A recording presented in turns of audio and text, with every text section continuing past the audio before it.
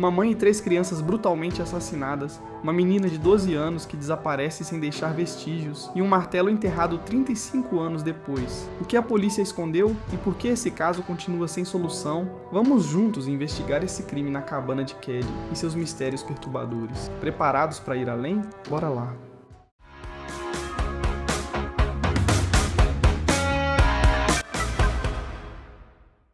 Era uma noite fria e silenciosa em Keddie, uma pequena vila escondida entre as montanhas da Califórnia. No interior da cabana 28, a escuridão se tornava cada vez mais densa e brutal.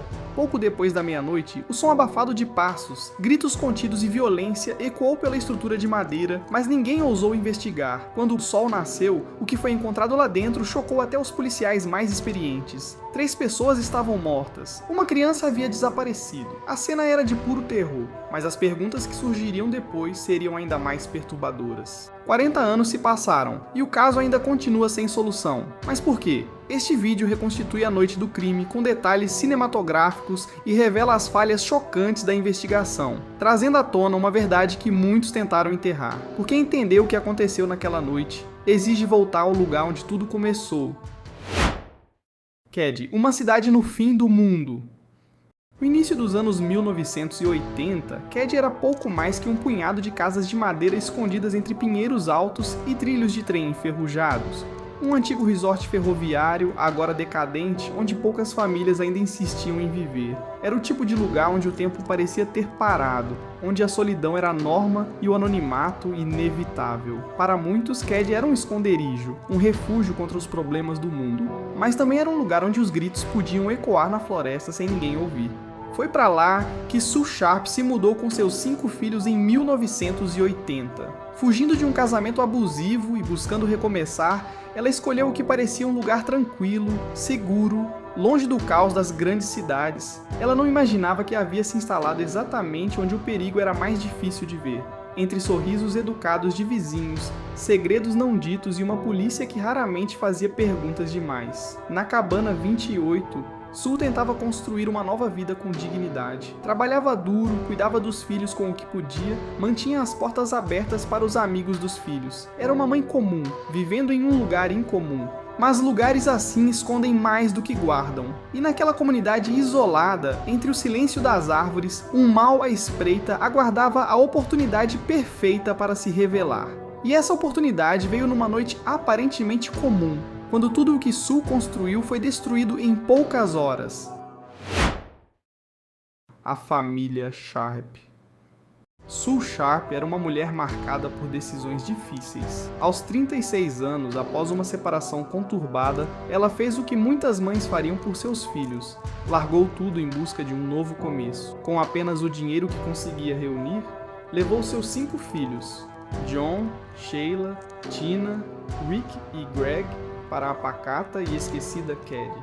Instalaram-se na cabana 28, um chalé simples, com paredes finas, piso de madeira e móveis doados. A estrutura era modesta, mas era o que Sue podia oferecer naquele momento. A casa era barulhenta, cheia de risos, discussões entre irmãos e o corre-corre típico de uma família grande. Ainda assim, havia amor e esperança. John, o filho mais velho, era o típico adolescente rebelde, mas protetor com os irmãos. Tina, aos 12 anos, era mais quieta, sensível. Sheila ajudava a mãe sempre que podia, dividindo a responsabilidade de cuidar dos pequenos. Sue, por sua vez, enfrentava jornadas duplas de trabalho e cursos noturnos, sonhando com um futuro melhor para todos. Apesar das dificuldades, havia uma sensação de reconstrução no ar. A cabana 28 se tornava um lar. Havia visitas de amigos, jantares em família e planos simples, como uma ida ao lago, uma sessão de filmes em casa ou apenas uma noite tranquila de sono. Mas foi exatamente isso, uma noite aparentemente tranquila, que trouxe o caos. Na noite de 11 de abril de 1981, Sue, seus filhos e um amigo próximo estariam dentro da cabana 28. Nada indicava perigo, nada chamava a atenção. E, no entanto, nas sombras daquela noite, o destino já havia sido selado, porque quando a manhã chegou, o que antes era um lar havia se transformado em um cenário de horror. A noite do crime. Era sábado, 11 de abril de 1981. O clima em Cary estava calmo, a temperatura agradável. Na cabana 28, a noite se desenrolava como tantas outras. Sue estava em casa com os filhos Rick e Greg, além de Justin, um amigo que dormia lá com frequência. Tina havia saído mais cedo, mas voltou depois. John, o filho mais velho de 15 anos, chegou por volta das 22 horas com seu amigo Dana Wingate. Tinham passado o dia em Quincy, a cidade vizinha. Pouco depois da meia-noite, tudo mudou. Ninguém na vila viu nada, ou pelo menos ninguém admitiu ter visto. O que se sabe sobre as horas seguintes é vago, mas aterrorizante. Em algum momento entre meia-noite e 3 da manhã, os assassinos entraram na cabana, sem arrombamento, sem barulho que alertasse os vizinhos. Então começou a violência. Sue, John e Dana foram brutalmente assassinados, amarrados com fita adesiva, espancados com um martelo, esfaqueados repetidamente, inclusive com tanta força que uma das lâminas se entortou. A violência parecia pessoal. Sue foi deixada parcialmente despida com sinais de possível agressão sexual. John e Dana sofreram ferimentos tão severos que seus rostos ficaram irreconhecíveis. Enquanto isso, Rick, Greg e Justin dormiam em um quarto ao lado, ou fingiam dormir. Segundo depoimentos posteriores, Justin teria acordado durante o ataque. Disse ter visto partes do que aconteceu por uma fresta na porta, incluindo 2 homens não identificados. E Tina? Ela havia desaparecido. Nenhum sinal, nenhum barulho, apenas o vazio em seu lugar. O terror não foi descoberto até a manhã seguinte, quando Sheila, a filha de Sue, voltou de uma festa do pijama e abriu a porta da cabana 28. O que ela encontrou mudou sua vida para sempre. Os corpos dos 3 no chão da sala, o sangue cobrindo as paredes e móveis, o silêncio absoluto dos que haviam sobrevivido. O pesadelo havia começado. Mas o mais estarrecedor viria a seguir, quando as autoridades chegaram e começaram a comprometer pouco a pouco qualquer chance de justiça. A cena do crime. A cena que os investigadores encontraram na cabana 28 parecia tirada de um filme de terror. Sangue nas paredes, no carpete, no teto. As vítimas estavam amarradas com fita adesiva industrial e fios elétricos. Os corpos de John e Dana jaziam próximos à porta da frente, como se tivessem tentado escapar. O de Sue estava parcialmente deitado no sofá, com uma peça de roupa íntima empurrada em sua boca com fita por cima. Havia sinais claros de tortura, de violência prolongada. Os assassinos não estavam com pressa. Um martelo, uma faca de açougueiro e um canivete foram as armas do massacre. Um dos cabos do martelo estava curvado. A faca de açougueiro estava completamente entortada. Tudo indicava raiva ou sadismo. Mesmo com tamanha brutalidade, nenhum vizinho disse ter ouvido gritos, nenhum pedido de socorro. Apenas um barulho abafado, como móveis sendo arrastados. A televisão ainda estava ligada. Na cozinha, talheres estavam sobre a pia. Nada parecia roubado. Não havia sinais de luta fora da sala principal. As portas não estavam arrombadas. E no quarto das crianças, um silêncio perturbador. Rick, Greg e Justin haviam passado a noite ilesos, como se o massacre ao lado fosse apenas um pesadelo distante. Tina não estava em lugar algum. Inicialmente, muitos pensaram que ela havia fugido em choque. A ausência dela, somada ao clima da cena, logo levantou uma hipótese mais sombria. Ela também poderia ser vítima ou testemunha. E foi nesse cenário caótico que os investigadores começaram seu trabalho. Mas o que deveria ser o início da busca por justiça, rapidamente se transformaria em um festival de erros e omissões, alguns tão gritantes quanto o próprio crime. As primeiras falhas da investigação. Desde o primeiro momento, a investigação foi marcada por decisões questionáveis. A cena do crime não foi isolada adequadamente. Policiais locais, sem preparo técnico para lidar com homicídios múltiplos, deixaram pessoas entrarem e saírem da cabana. Evidências foram tocadas, movidas e até contaminadas por familiares e curiosos que chegaram antes da polícia forense. Vizinhos que poderiam ter testemunhado algo não foram interrogados com seriedade. Os depoimentos colhidos nas primeiras 48 horas foram vagos, mal documentados, alguns até perdidos. Nenhuma perícia detalhada foi feita nas horas cruciais após a descoberta dos corpos. Mas o erro mais grave talvez tenha sido com Tina. Mesmo diante do desaparecimento da menina de 12 anos, a busca por ela demorou a começar. As autoridades trataram sua ausência como uma fuga voluntária, ignorando o óbvio. Ela fora retirada da casa durante ou após o crime. Cada minuto perdido reduzia suas chances de ser encontrada com vida, ou ao menos de se reunir informações importantes. Além disso, uma evidência que poderia ter se tornado peça-chave foi ignorada. O depoimento de Justin, o menino que afirmou ter visto 2 homens durante a madrugada, ele chegou a passar por hipnose forense, algo controverso, mas utilizado na época.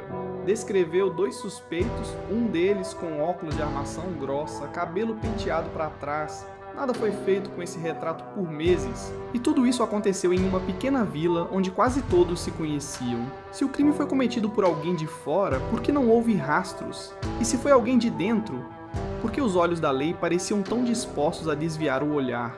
A resposta talvez esteja nos nomes que começaram a surgir pouco depois, e nas conexões perigosas que ligavam essas pessoas ao coração da comunidade. Os principais suspeitos. Logo nos primeiros dias de investigação, 2 nomes passaram a circular com insistência entre os moradores de Cary: Martin Smart e John Bowbed. Ambos viviam na região, tinham antecedentes e, mais importante, uma ligação direta com a família Sharp. Martin era vizinho de Sue, trabalhava como cozinheiro e tinha um histórico de comportamento violento. Sua esposa, Marilyn, era amiga de Sue e havia confidenciado que Martin se incomodava com essa amizade. John Bowbed era um ex-presidiário recém-chegado à cidade, hospedado na casa de Martin. Segundo relatos, Bow já havia sido envolvido em crimes organizados. Ambos foram interrogados. Martin demonstrou inconsistências em seu depoimento e chegou a escrever anos depois uma carta perturbadora ao psiquiatra da prisão. Tenho pago pelo que fiz e pelo que Bow foi cúmplice.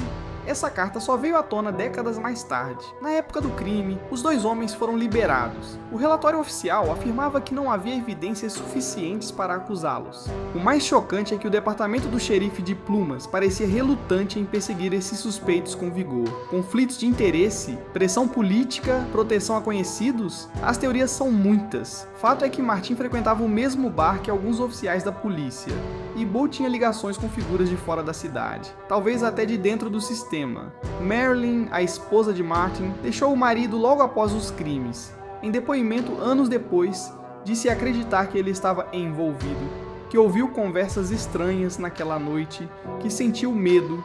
Tudo isso foi ignorado. Aos olhos de muitos, a investigação estava sendo conduzida não para encontrar a verdade, mas para escondê-la. E enquanto isso, uma ausência se tornava ainda mais perturbadora, a de Tina Sharp. A menina que havia desaparecido sem deixar vestígios e cujo destino se tornaria o ponto mais sombrio deste mistério. O desaparecimento de Tina. Tina Sharp tinha apenas 12 anos quando desapareceu naquela noite brutal. A menina tímida, sensível, com olhos curiosos e um jeito quieto de observar o mundo, sumiu sem deixar um único rastro. Seu quarto estava vazio, nenhum sinal de luta, nenhuma pegada, nenhuma testemunha. No início, a polícia levantou hipóteses frágeis. Talvez Tina tivesse fugido em choque, talvez estivesse escondida em algum lugar, mas sua idade, o cenário do crime e o comportamento da menina não sustentavam essa teoria. Era evidente que ela havia sido levada. Por que então não trataram seu desaparecimento como um sequestro desde o princípio?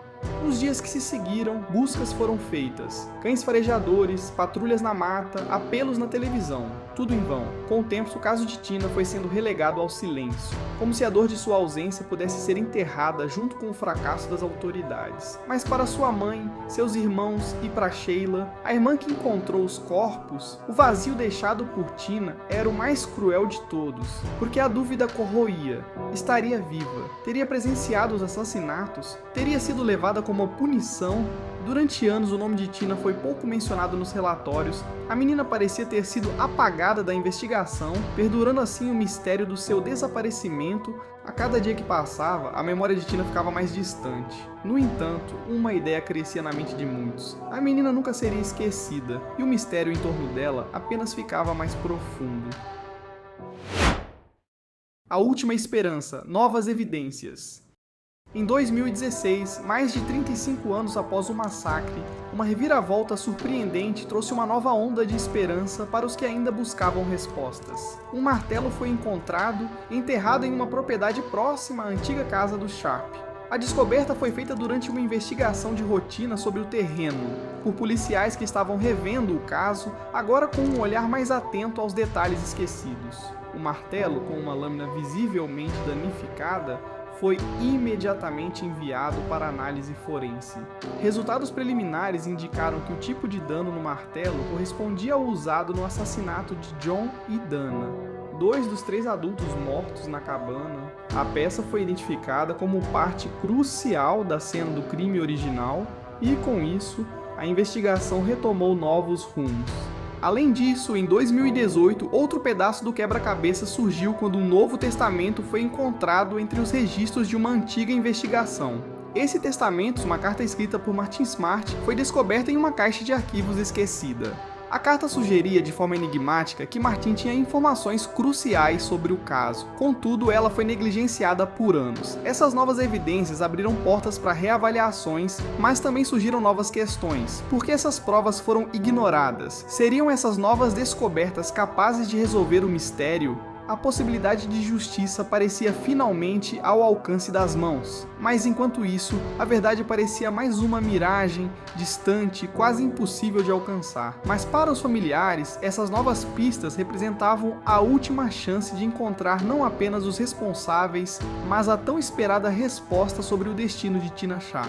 Mesmo com as novas evidências surgindo, o caso nunca foi fechado, e as respostas permanecem em grande parte evasivas. A verdade que nunca foi contada. O caso de Keddie é um dos maiores enigmas não resolvidos da história dos Estados Unidos. Mais de 40 anos depois do massacre, o que se sabe é pouco, e o que não sabemos ainda continua a assombrar todos os envolvidos. Ao longo desta investigação, passamos por diversas reviravoltas, falhas na investigação e descobertas que pareciam trazer a justiça mais perto, apenas para se esvair em um mar de incertezas. O martelo encontrado em 2016, o testamento de Martin Smart e as novas evidências que surgiram são apenas uma pequena parte da história. Mas a grande questão que permanece é: por que, apesar das evidências, a justiça nunca foi feita? O caso de Keddie nos ensina muito sobre a fragilidade dos sistemas judiciais, sobre as falhas humanas e sobre o quanto a verdade pode ser difícil de alcançar, mesmo quando todos os sinais estão à vista. Agora, a pergunta permanece: quem matou Sue, John, Dana e Tina Sharp?